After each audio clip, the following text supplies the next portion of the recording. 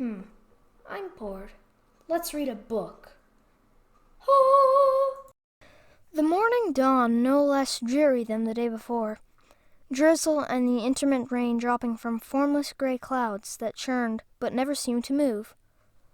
I woke once before I got up, when the angular innkeeper replaced the water basin with fresh water, both quietly and efficiently, and with barely a glance toward me or the wardrobe. After that my eyes closed but my mind spun, asking for a question, like, why was the Duchy of Freetown getting so much rain? Or why had a Chaos Master been in the strange coach barreling towards the port? And why had he used the coach? With a groan, I eased my feet over the side of the sagging bed, wincing as I did. My thighs were as sore as I could ever recall, even after beginning Gilberto's conditioning exercises, and my shoulders were stiff. Sitting, even on the bed, was painful. Washing helped, as did some stretching. Then I checked my clothing. The cloak was dry all the way through, as were my trousers. The dried mud on the legs mostly came off with a little scraping and the moistened edge of a towel I had used the night before. Still, I could see that washing my clothes was going to be another requirement before too long, unless I wanted to smell like the stable. Outside, the wind whistled, and the rain spotted against the inn. After dressing and pulling on my boots, I checked my pack, smiling as my fingers touched the book. The Basis of Order. Still hadn't gotten around to looking at it, but I suppose I would, sooner or later. My father had a reason for everything. I closed the pack and folded it across the cloak, debating whether to bring them downstairs with me. Finally, I shrugged. Why not? Without even a single light, the narrow hallway appeared gloomier than the night before. My boots scuffed on the bare wood of the floor. Tack on Freetown, any of them around here. I paused at the top of the stairs, deciding to wait a moment to see what else the speaker had said. The courier said there were 2 blackstaffs and several others, including a black warrior. Darned woman. Major. I wouldn't even know what a blackstaff looked like. All we have are 2 commercial travelers and some well-off young student. The commercial travelers I see 3 or 4 times a year. The student, he's barely old enough to let loose on his own. Did you see any weapons with him? Weapons? Hardly. A short knife. Where is he? You might check by the fire. Come with me and point him out. Natasha, if you would be so kind. Certainly, Major, assuming he is there. Click, click. As the heavy boots passed the stairs, I eased down the stairs further, casually, as if I had not heard a word, but trying to step heavily. Annalise stood by the counter, her eyebrows raised. Then she pointed toward the doorway and mouthed something. I grinned, waved, and ducked through the main doorway, yanking on my cloak as I did so. While the Major and Natasha looked for me by the fire, I dashed through the rain to the stable, glad I had brought my pack with me. Splash, splash, splash, splash, splash. My boots sloshed through the puddles in the courtyard clay. The wide, sliding door was ajar. The stable boy was nowhere to be seen as I scurried toward Gerlach. Rain or no rain, storm or no storm, I needed to put some distance between me and Freetown's finest. While they might be persuaded that I was not a blackstaff, something told me the Major was under orders to round up anyone who might be from Recluce. The questioning would not be gentle.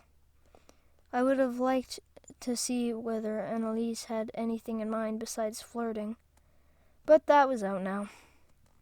Besides, she had only played up to me to avoid Harlot, or because any man with a horse was bound to have money. Trying to saddle Gerlach in the dim inn stable was a joy, not knowing that I didn't have much time. First, I got the saddle blanket on sideways. Gerlach whinnied at that, but he didn't actually buck until I threw on the saddle. Thunk, The saddle slammed down on my feet and onto the planking. "All right, you miserable beast." I rearranged the saddle blanket, then eased the saddle into place. I could barely get the cinch closed. Gerlach, gray-looking in the gloom, skittered but did not make a sound as I fumbled with the closures. Something, finally. I reclaimed my staff from the straw and placed the black wood firmly but gently against the pony's forehead. When he let out his breath, I yanked the cinch tight. I suppose I could have kicked him, the way the saddler in Freetown had, but using violence unnecessarily bothered me, besides being boring. The staff trick worked, although why the pony would pay attention, I still didn't know. That bothered me too, but not as much as kicking him would have. I had trouble with the hackamore until I slowed down and forced myself to be calm. All that was left was tying my pack into place and putting the staff in the lance cup. Then I untied Gerlach and walked him to the sliding door of the stable. "Hello, hello, Ian?" That voice was too hearty for my liking. Even behind the stained beams and planks of the stable door, I could picture yet another dusty cavalry officer, dripping rain from his shiny blue or gray waterproof, looking for a warm brew and a solid stew. Or for the major with even worse news or more punitive orders. Honorable innkeeper, no stable boy in a morning like this.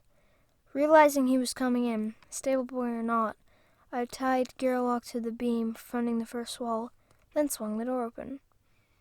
"You, keeping an officer in the rain."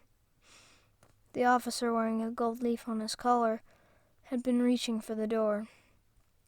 He stood at least half a head taller than me, and his horse made Gerlach look like a toy. "My apologies, officer, but the stable boy's ill. Leave that pony, man, and take care of a real horse." "Yes, sir," I answered. "The end stall on the right is the only one free. It's dry and clean." While I wanted to clunk the arrogant annoyance on the skull, I doubted that I would have reached the staff before ending up spitted on his saber. "That's fine, but make sure he gets a rub down and brushing. No cold water, or I'll drown you in it."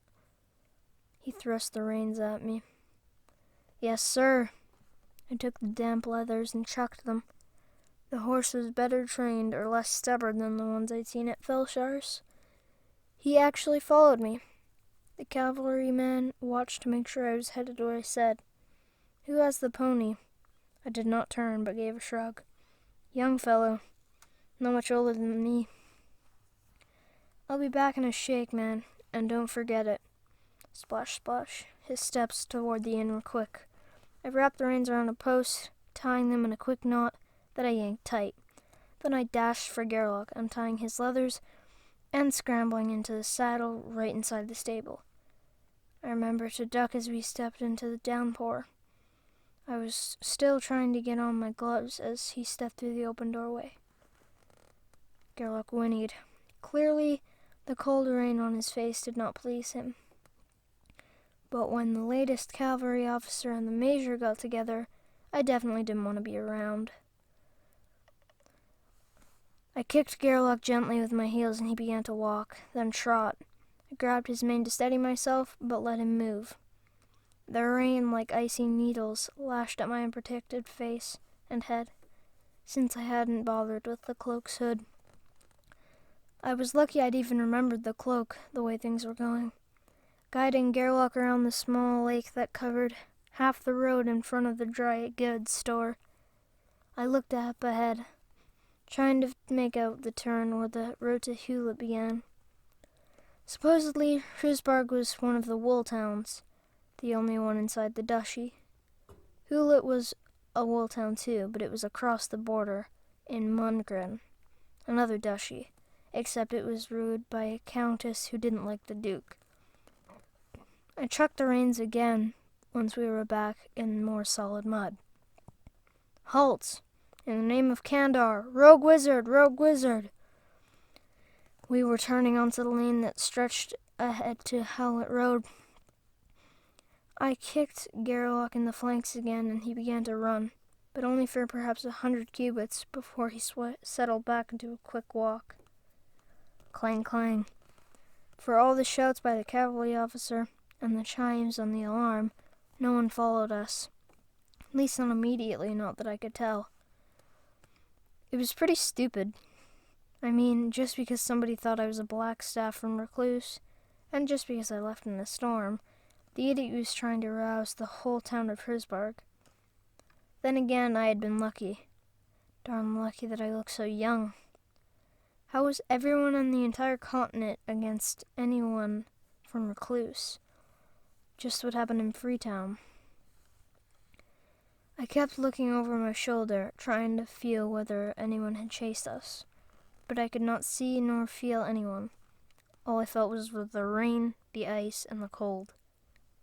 The road was empty, at least as far ahead as I could see, through the mist and rain. As Gerlach settled into a walk, I leaned next to the staff, nearly brushing it with my cheek before drawing back from the heat. Trying to feel what might be around, I reached out with my feelings, my thoughts, trying to get a sense of chaos anywhere. Other than a vague sense of unease connected with the road ahead, I could find nothing. The staff cooled as we rode westward toward the mud and rain. Traveling the road to Howlett was worse than the road to Freetown had been. Water slopped out of the sky in frozen chunks on the brown and dead grasses. The rain coated the oaks with the ice sheaths, and turned the thorn bushes that twisted from the shard stone red walls into a tangled crystalline barrier. The road itself, half ice, half black mud, squashed with every step Gerlach took. Once again, I missed the desolate Wizard's Road that had covered most of the distance between Freetown and Hrisburg. Each step of the pony made my stomach churn, and with every other step, a wind gusted and threw my icy rain under my cloak. I worried about his hooves and fetlocks, or whatever they were called, but I worried more about me, so we kept going. As I shivered in the saddle, I recalled fondly the heat of the day when I had traveled to Nyland, at least in comparison to the chill that had already numbed my legs from boot top to thigh. My buttocks remained painfully unnumbed. My staff rested in the lance cup of the old cavalry saddle. That meant I swayed into it every so often, since it protruded well above the saddle. Flexing the reins every so often to split the ice off of them, but I had to keep brushing ice off the saddle and my cloak. The only thing in the rain refused to freeze was my staff. The staff had saved me at least twice, and made me a target of everyone in Kandar, or so it seemed. This last time I had managed to escape without even using the staff, or letting anyone know I had it, but they were still after me. We stopped twice, both times to let Gerlach drink and to let me stretch out the kinks of legs that felt like permanent cramps. In time, close to midday, the rain stopped. The wind picked up, and the ice began to form on the remaining puddles. Then I began to sense warmth in the hilltop. Through the mist I could make out some sort of building. Oh, of course. Since the Duke and Countess didn't like each other, the building was a border station. Another darn problem. Since someone might well have warned the guards, I shrugged, pulled off my left glove carefully, and touched the lorcan hot enough to melt ice. And that meant some sort of danger. Well, Gerlach, they said you were a mountain pony. How much of a mountain pony? He didn't answer. Didn't even flick his head, just kept walking. I tried to think it through. Probably no one had warned about the road guards. But even if they hadn't, word got out that someone from Recluce had entered Montegrin, and no one seemed to be very friendly to anyone from Recluce. especially blackstaffers. In the end, the answer was as simple: avoid the border checkpoint. Accomplishing such was simple, but more difficult. Tangled low brush sprang from the roadside at every point, and most of it was ice-covered, reining Gerlach to a halt off one side of the road by a higher patch of brush that would shield us from scrutiny should any guards possess a spyglass. I tried to first study the slopes and the land around us. Low rolling hills covered with sparse clumps of bushes and the occasional cedar, with white oaks along the watercourse lines between the hills. Few people in the duchy lived alone, or away from the towns. On the hillside that sloped away to my right, the black line nearly ran perpendicular to the road. An uncovered remnant of a stone wall nearly buried the meadow turf, but no trees. As I stared, I could sense the same wavy heat lines that concealed the black ships of Recluce, except these were older and fainter and tinged with unpleasantness. In a way, it was too bad the wall hadn't headed where I was, but the disorder bothered me. I shrugged. We couldn't stand behind the bushes forever. Gerlach whinnied. I know. So I turned around and let Gerlach pick his way downhill to where the road turned out of sight of the border post, nearly half a K.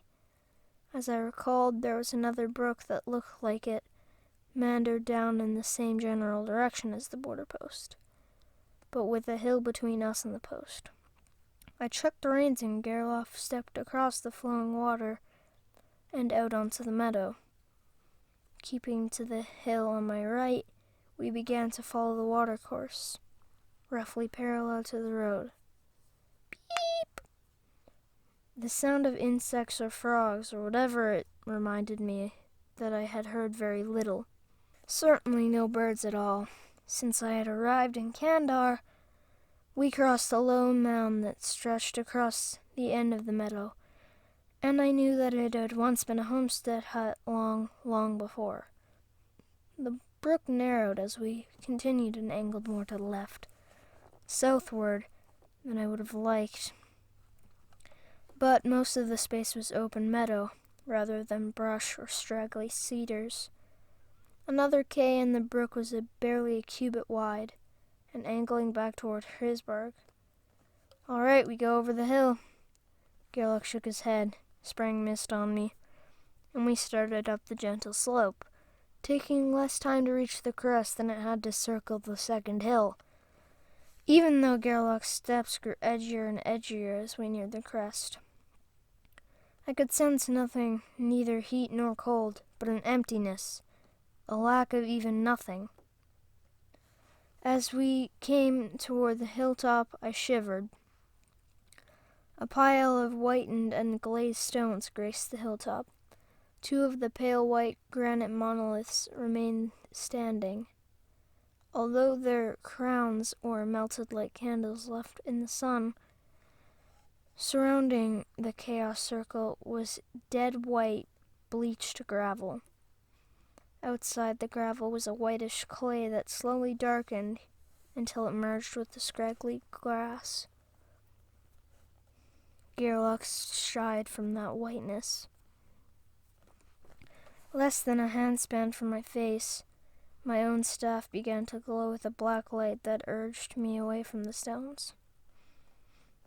Even with the age of destruction, even after all the years that had passed, I didn't look at the twisted patterns, but edged Gerlach around the dead white stones.